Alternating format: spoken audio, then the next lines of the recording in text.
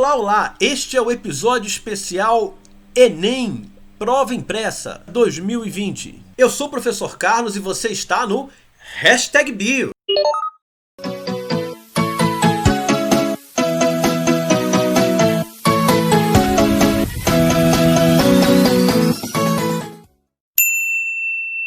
Este é um episódio especial onde vamos resolver as questões do Enem. Enem feito dia 24, hoje, dia 24 de janeiro de 2021. Você que fez a prova agora, você que quer estudar e se preparar para o Enem do ano que vem, este é o lugar certo. Este é o #Bio. Pois vamos lá. Vamos começar pela questão de número 91. Ela diz o seguinte: a fragmentação dos hábitats é caracterizada pela formação de ilhas da paisagem original circundadas por áreas transformadas. Esse tipo de interferência no ambiente ameaça a biodiversidade. Imagine que uma população de onças foi isolada em uma mata pequena. Elas se extinguiriam mesmo sem terem sido abatidas. Diversos componentes da ilha de habitat, como o tamanho, a heterogeneidade, o seu entorno, a sua conectividade e o efeito de borda, são determinantes para a persistência ou não das espécies originais. Uma medida que auxilia na conservação da biodiversidade nas ilhas mencionadas no texto compreende a letra A, formação de microhabitat, B, ampliação do efeito de borda, construção de corredores ecológicos na letra C, promoção de sucessão ecológica na letra D e na letra E, introdução de novas espécies de animais e vegetais.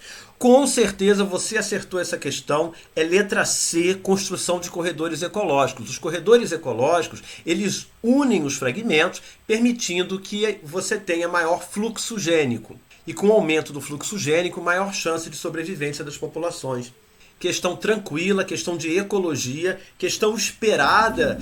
Ecologia é um assunto predileto no Enem, portanto, sem surpresa, resposta certa, letra C, construção de corredores ecológicos. A próxima questão que eu tenho aqui é a questão de número 93. Grandes reservatórios de óleo leve de melhor qualidade, que produz petróleo mais fino, foram descobertos no litoral brasileiro numa camada denominada pré-sal, formada há 150 milhões de anos. Petróleo é sempre assunto, e nessa prova há, além dessa, mais duas questões que falam de petróleo.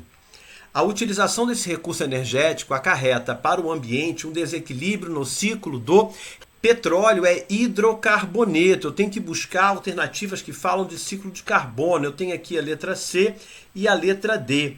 Letra A e B falam de nitrogênio e letra E, fósforo. Eu excluo logo essas três alternativas. Vamos ler a C e a D. A C diz: carbono, devido ao aumento dos carbonatos dissolvidos no ambiente marinho. Ora, meu povo, carbonato dissolvido no ambiente marinho é composto comum, é composto normal, é composto corriqueiro nesse ambiente. Aqueles que foram meus alunos, nós discutimos a profundidade de compensação dos carbonatos, em torno de 4.500 metros de profundidade. Portanto, carbonato dissolvido no ambiente marinho é composto comum, não é algo estranho.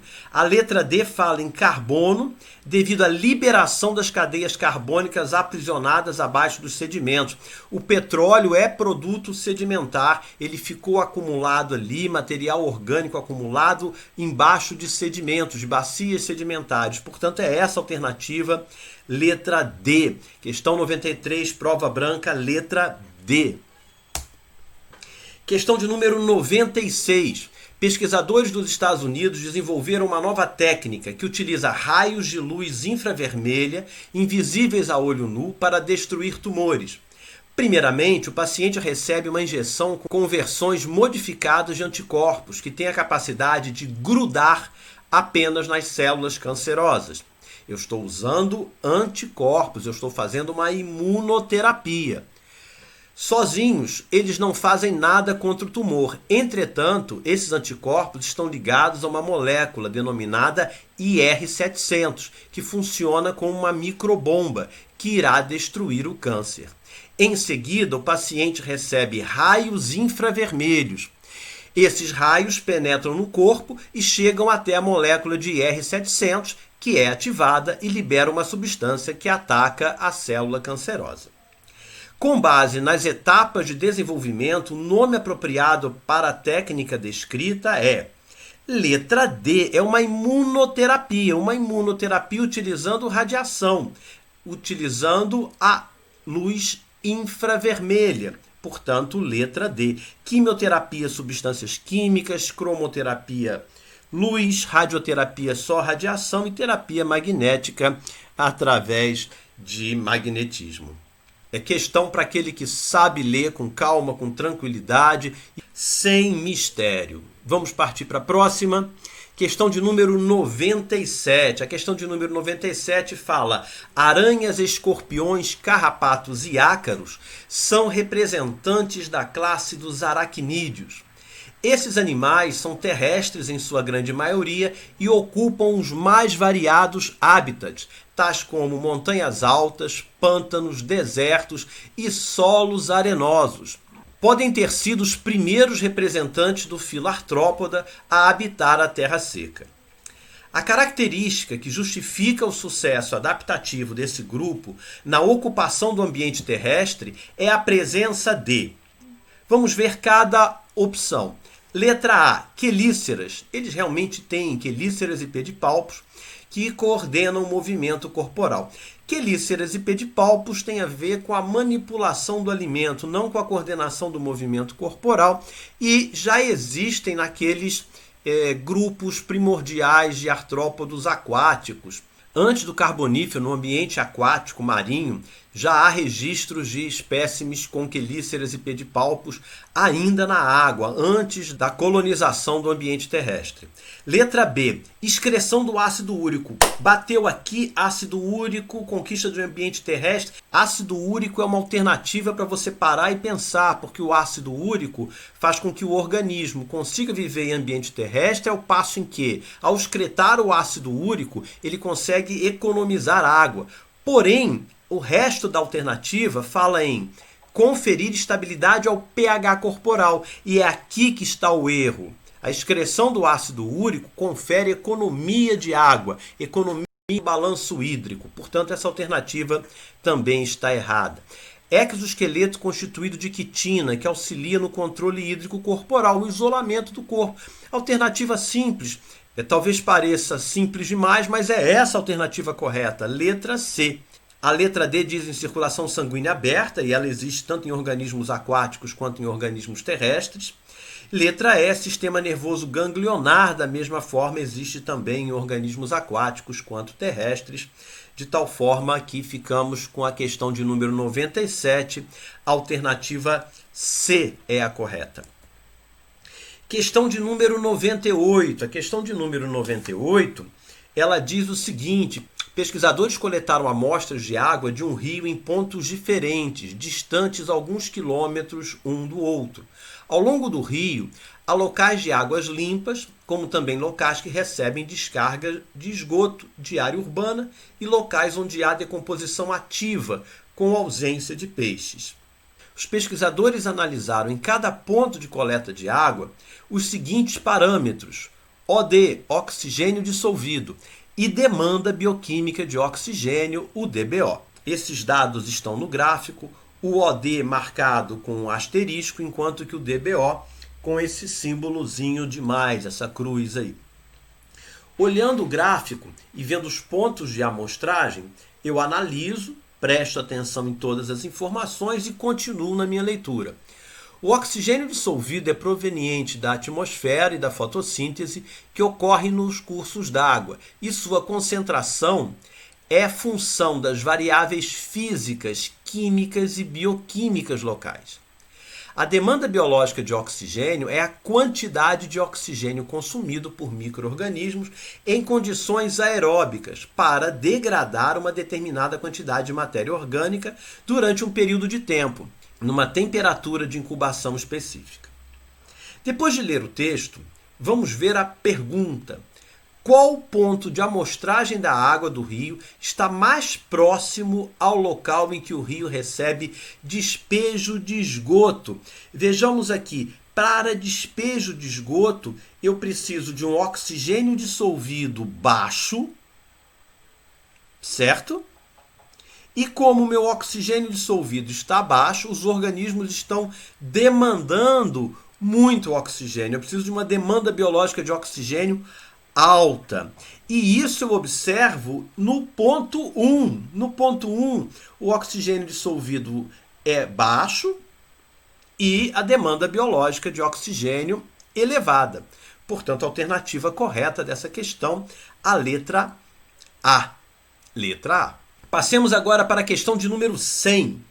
Em uma aula sobre metabolismo energético, foi apresentado um experimento clássico realizado por Engelmann. Um recipiente contendo bactérias aeróbicas e uma alga verde filamentosa foi submetido à iluminação de uma fonte de luz representada pelo microespectro. Após a explicação, um aluno esquematizou na lousa o resultado do referido experimento. Reparem a figura, eu tenho a alga filamentosa aqui, e ao redor dessa alga, o crescimento bacteriano, as bactérias aeróbicas. Bactérias aeróbicas consomem oxigênio, então elas estarão crescendo mais no segmento de alga filamentosa, que foi iluminado por um comprimento de onda, que é melhor para a fotossíntese, que melhor contribui para a fotossíntese. Para começo de conversa, eu sempre pergunto aos meus alunos qual é o pior comprimento de onda para as plantas com relação à fotossíntese. E o pior comprimento de onda é o verde, porque as plantas são verdes. E ao refletirem o verde, elas estão desprezando esse comprimento de onda. Bons comprimentos de onda são aqueles do espectro do vermelho, do violeta. Esses extremos do espectro luminoso é que são favoráveis à fotossíntese. Vamos ver a pergunta. Considerando a figura, a faixa do microespectro em que a alga possui maior taxa de realização de fotossíntese, obviamente é aquela onde você observa a maior proliferação das bactérias aeróbicas, ao redor do vermelho, do comprimento de onda do vermelho. Aqui embaixo eu tenho a régua do microespectro e ao redor do vermelho eu tenho maior desenvolvimento dessas algas. A alternativa correta para a questão de número 100 da prova branca é letra E. Questão de número 101. O exame parasitológico de fezes é utilizado para detectar ovos de parasitos. Um dos métodos utilizados, denominado de centrífugo flutuação, considera a densidade dos ovos em relação a uma solução de densidade igual a 1,15 grama por microlitro. Assim, ovos que flutuam na superfície dessa solução são detectados. Os dados de densidade dos ovos de alguns parasitos estão apresentados na tabela abaixo. Veja, esta é uma questão que traz a interdisciplinaridade. Você precisa de conceito de densidade, lá da física. E saber ler uma tabela.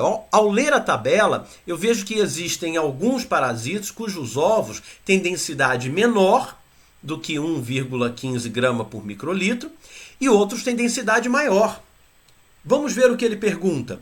Considerando-se a densidade dos ovos e da solução, ovos de quais parasitos podem ser detectados por esse método?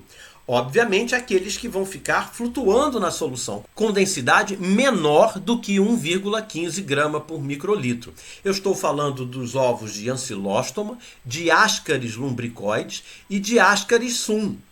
Alternativa letra C. Questão número 101 da prova branca, resposta correta, letra C. Vamos à questão de número 103. Em 2011, uma falha no processo de perfuração realizado por uma empresa petrolífera ocasionou derramamento de petróleo na bacia hidrográfica de Campos, no Rio de Janeiro. Os impactos decorrentes desse derramamento ocorrem porque os componentes do petróleo... Vejam, segunda questão falando de petróleo, questão falando de ecologia, que é tema recorrente, tema esperado. Vamos ler as alternativas. Letra A. Reagem com a água do mar e sofrem degradação, gerando compostos com elevada toxicidade. Vamos ver. Acidificam o meio, promovendo o desgaste das conchas calcárias de moluscos e a morte de corais. Só tragédia. Letra C. Dissolvem-se na água, causando a mortandade dos seres marinhos por ingestão da água contaminada. Letra D. Tem caráter hidrofóbico e baixa densidade, impedindo as trocas gasosas entre o meio aquático e a atmosfera. É essa a alternativa. Nós já sabemos que o petróleo ele tem uma densidade baixa, os óleos em geral têm uma densidade baixa em relação à água, ficam na superfície e criam aquele filme, aquela camada que impede as trocas gasosas entre o meio aquático e a atmosfera. Resposta correta, letra D. Mas vamos dar uma olhadinha na E. Tem cadeia pequena e elevada volatilidade.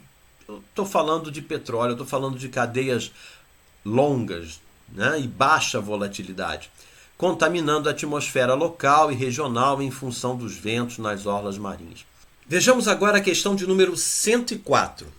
Ela diz o seguinte: em uma população que se encontra em equilíbrio genético, com relação ao sistema ABO, 25% dos indivíduos pertencem ao grupo O, 16% ao grupo A, sendo homozigotos. Com esses dados, ele ainda me diz, considerando que P é a frequência de íson A, Q a frequência de íson B e R a frequência de zinho, espera-se. Ele está falando de equilíbrio Hardy-Weinberg. Com relação ao azão-azão, eu tenho 16% de indivíduos e isso equivale ao P ao quadrado igual a 0,16, que é P igual a raiz quadrada de 0,16, que vai me dar 0,4. Eu agora tenho o valor de P, tenho o valor de Q, falta o valor de R. Como P mais Q mais R é igual a 1, o valor de R é 0,1, para que 0,5 mais 0,4 mais 0,1 me dê o meu 100%, o meu valor 1. Aqui com 3 alelos, por isso P, Q e R. Na tabela, ele ajuda como devemos fazer os cálculos. Veja que ele diz que no grupo A, com os 2 genótipos, ele já me coloca que é o P ao quadrado referente ao íson A e o 2PR referente ao íson A e zinho. E assim, com relação ao grupo B, AB e O. Ele pergunta qual é a porcentagem de doadores compatíveis para alguém do grupo B nessa população. A próxima parte do exercício quer saber o percentual de indivíduos que podem doar sangue para alguém do grupo B. Quem doa sangue para alguém do grupo B? Outra pessoa do grupo B ou alguém que pertença ao grupo O. Indivíduos do grupo O podem doar para eles mesmos, para indivíduos do grupo A, para AB e para o B. Indivíduos do grupo A doam só para o grupo A e para o AB. Indivíduos do grupo B doam para eles e para indivíduos AB. E o AB doa só para AB. Se eu quero saber, dentro do grupo, quem pode doar para B, quem pode doar para B é o O e é o B. O B homozigoto e o B heterozigoto.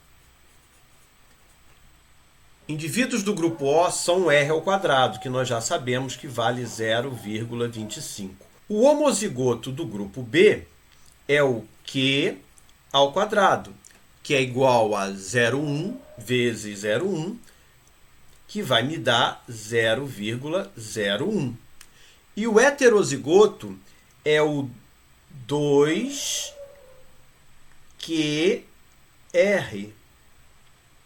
que é o 2 vezes 0,1 vezes 0,5, que vai ser 0,1.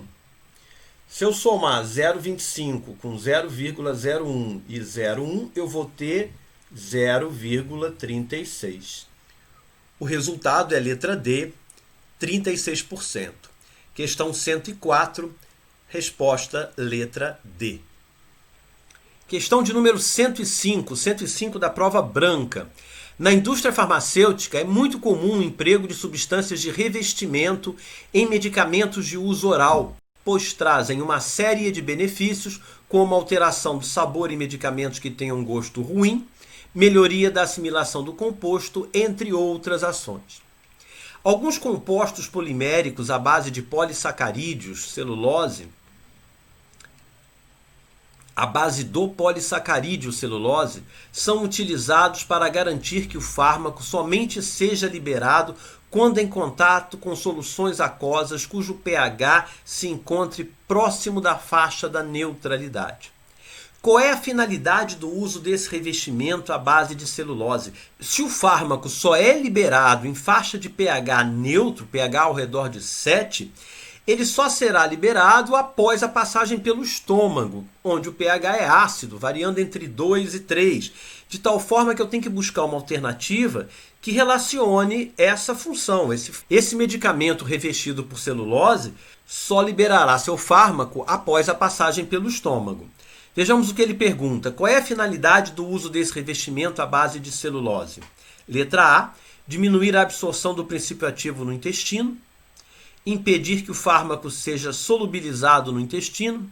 Letra C, garantir que o fármaco não seja afetado pelas secreções gástricas, secreções com pH em torno de 2 e 3, extremamente ácidos, que poderiam alterar o fármaco e inviabilizar seu funcionamento. Essa é a alternativa que deve ser marcada, é a letra C da questão 105.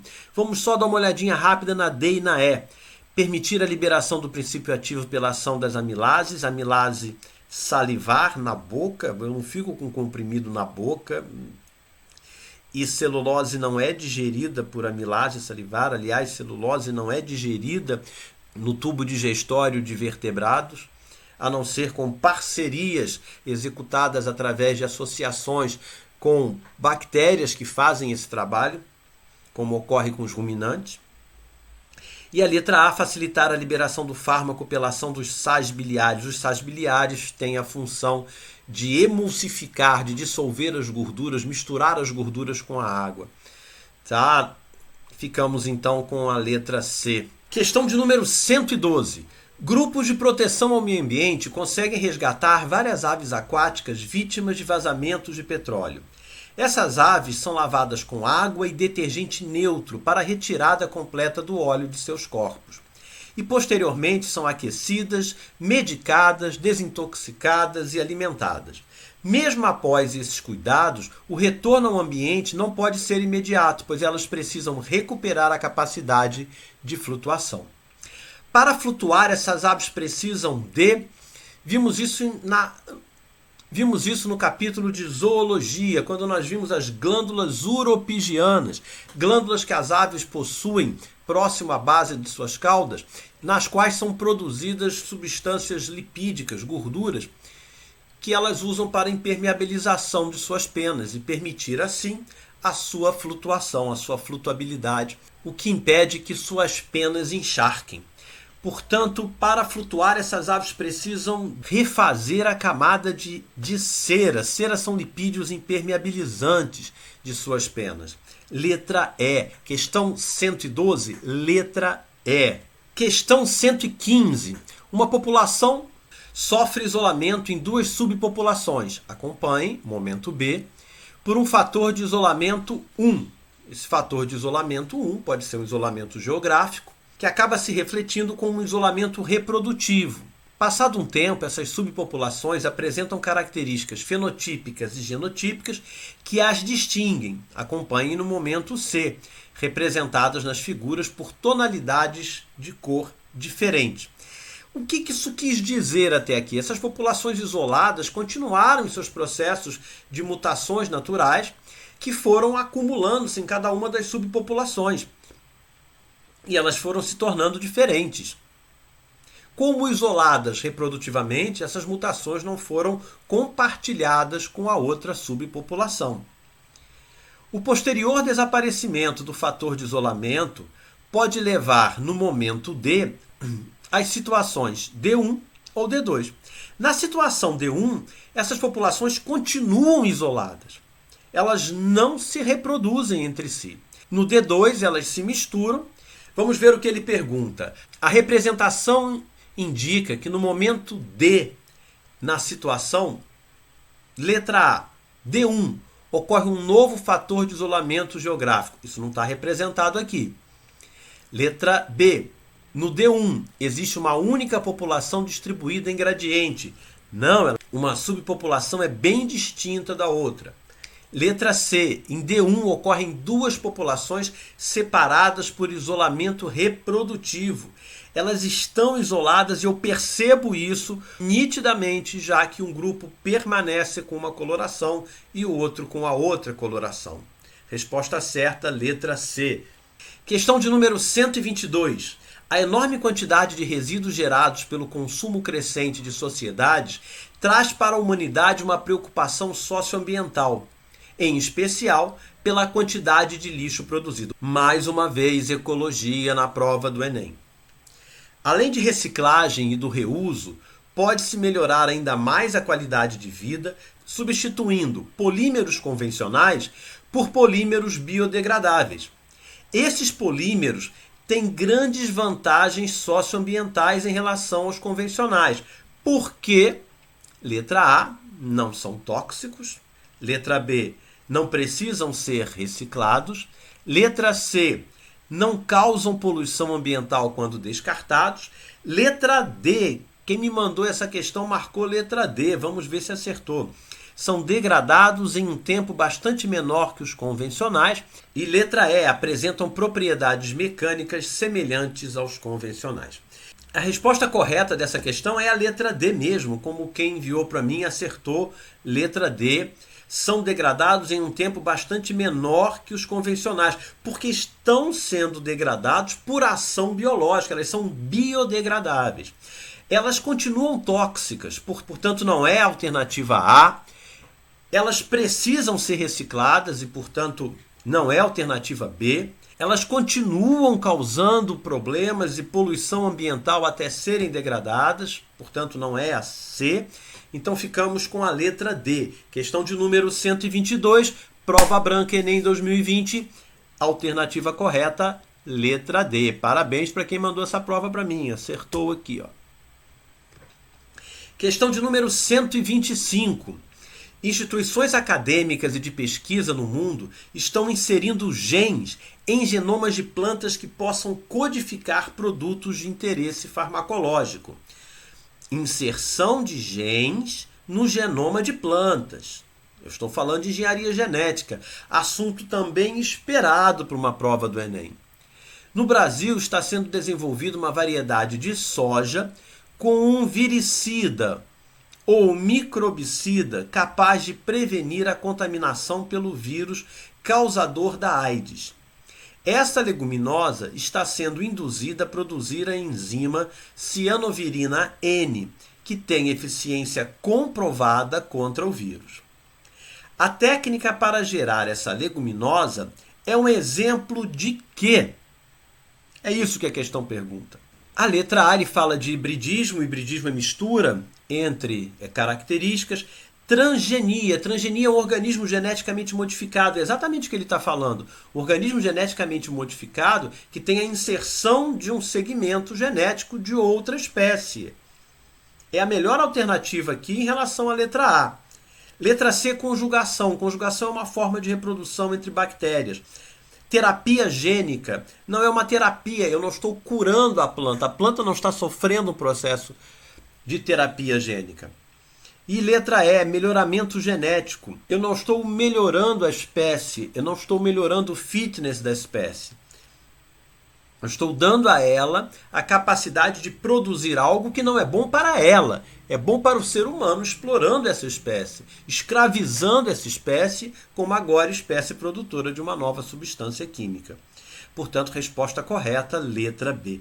Ah, professor, eu fiquei em dúvida se é transgênico porque ele não me disse claramente que era de uma outra espécie. Mas é a única alternativa que eu tenho, concordo com você. Se aqui tivesse uma alternativa que me trouxesse um organismo geneticamente modificado, é um exemplo de OGM, de organismo geneticamente modificado, essa alternativa seria melhor do que a alternativa B. Porém, por exclusão, mantemos a alternativa B. Questão de número 125, prova Enem 2020, prova branca, resposta correta, letra B. Questão de número 126. Mega espetáculos com queima de grande quantidade de fogos de artifício em festas de final de ano são muito comuns no Brasil. Após a queima, grande quantidade de material particulado permanece suspensa no ar. Entre os resíduos encontram-se compostos de sódio, potássio, bário, cálcio, chumbo, antimônio, cromo, além de percloratos e gases como os dióxidos de nitrogênio e enxofre. Esses espetáculos promovem riscos ambientais porque quem me trouxe essa questão marcou lá a letra D. Deixa eu ver se acertou. Vou lá primeiro agora. Os produtos da queima contêm metais pesados. São metais pesados? Sim, são metais pesados. E gases tóxicos? Sim, temos gases tóxicos aqui. Dióxido de nitrogênio e de enxofre, que resultam em poluição atmosférica. Tá? Uma questão que traz também bastante interdisciplinaridade, fala de química. Questão de número 129. Os diferentes tipos de café que consumimos nem sempre vêm da mesma espécie de planta. As duas espécies de café mais utilizadas são Coffea canephora e Coffea arábica. A primeira é diploide, 2N igual a 22, e a segunda é tetraploide, 2N igual a 44. Na minha opinião, esse enunciado tem um problema técnico aqui. Se é tetraploide, a fórmula é 4N igual a 44 e não 2N igual a 44. Mas vamos prosseguir. Vamos prosseguir que a gente consegue resolver essa questão mesmo com esse problema técnico aí. Acredita-se que a espécie tetraploide surgiu de um cruzamento natural entre a Coffea canephora e a Coffea eugenoides, há milhões de anos atrás. De fato, as análises genéticas atuais nos cromossomos de Coffea arábica detectam os alelos de ambas as origens. A alteração cromossômica que poderia explicar o surgimento do café da espécie arábica é duplicação em uma das plantas parentais antes do cruzamento. Essa é uma boa alternativa.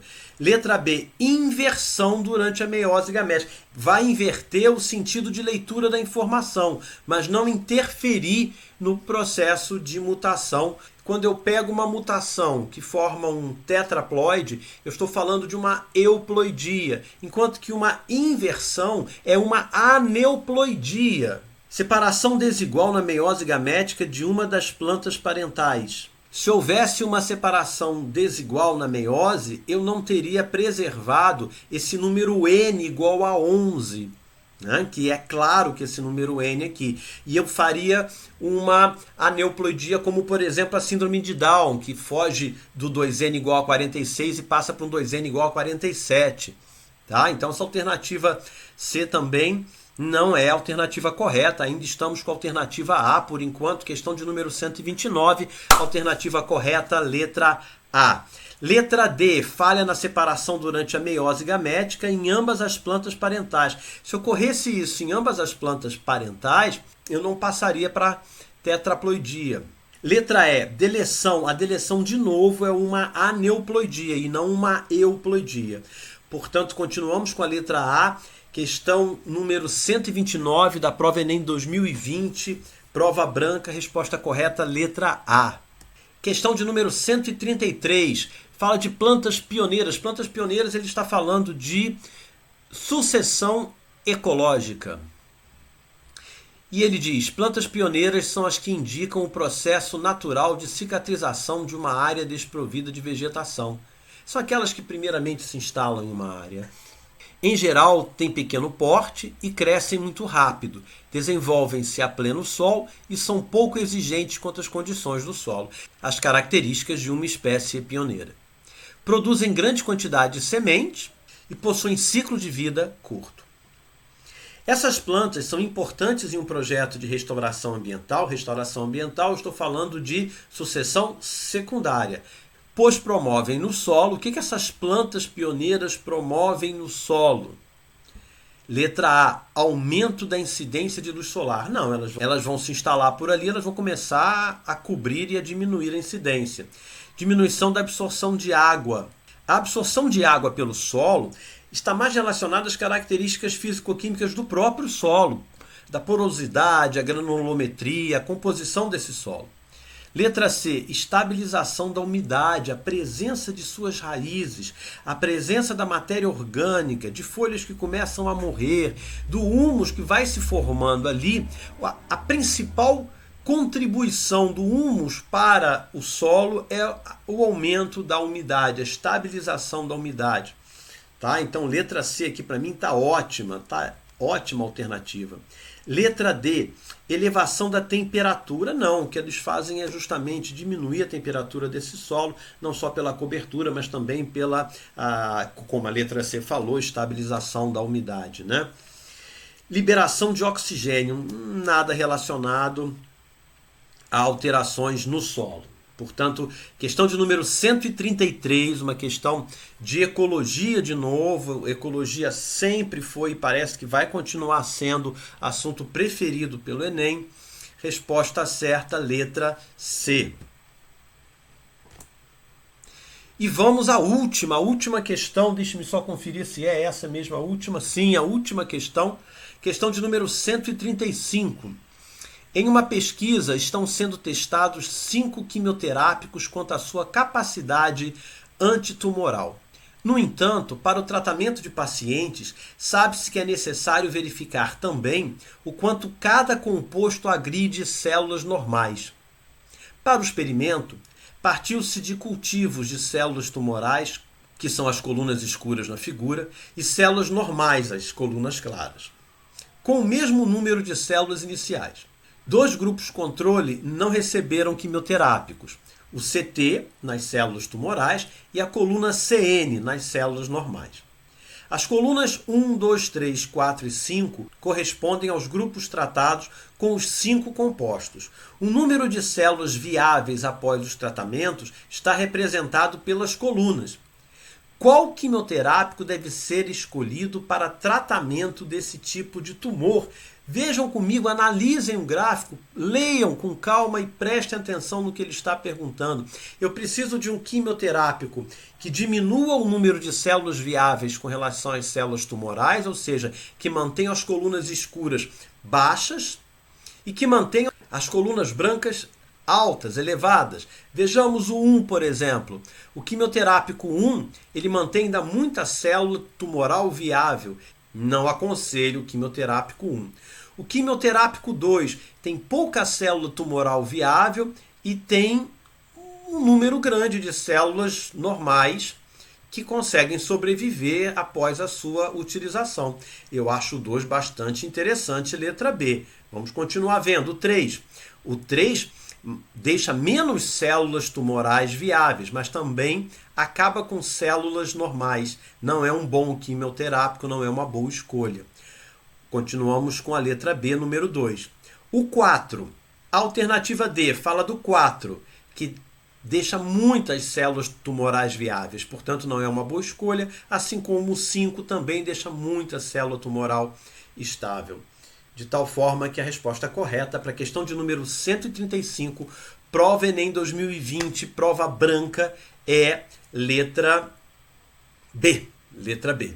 E aí, o que você achou? Como sempre, as questões de ciências da natureza do Enem são conteudistas, buscam ser interdisciplinares e contextualizadas. E é o que você viu. Espero que você tenha ido bem e consiga conquistar seus sonhos. Agora, se inscreva no canal, ative as notificações, compartilhe, deixe seus comentários aqui embaixo e não se esqueça do like. Até o próximo episódio de #Bio.